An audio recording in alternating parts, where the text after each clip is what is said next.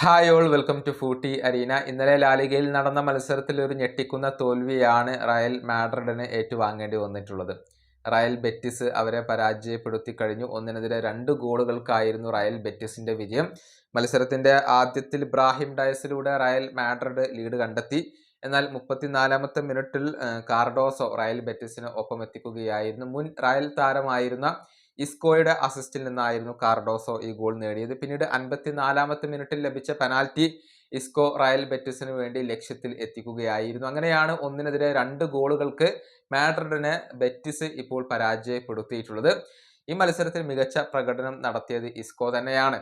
ഈ penalty goal നേടിയതിനു ശേഷം അദ്ദേഹം വലിയ രൂപത്തിൽ സെലിബ്രേഷൻ ഒക്കെ നടത്തിയിരുന്നു. പക്ഷെ തൻ്റെ മുൻ ക്ലബിനെതിരെയായിരുന്നു അദ്ദേഹം ഗോൾ നേടിക്കൊണ്ട് സെലിബ്രേഷൻ ചെയ്തിരുന്നത്. ഇത് റയൽ മാഡ്രിഡ് ഫാൻസിലെ ചിലരെയെങ്കിലും ചൊടിപ്പിച്ചിരുന്നു.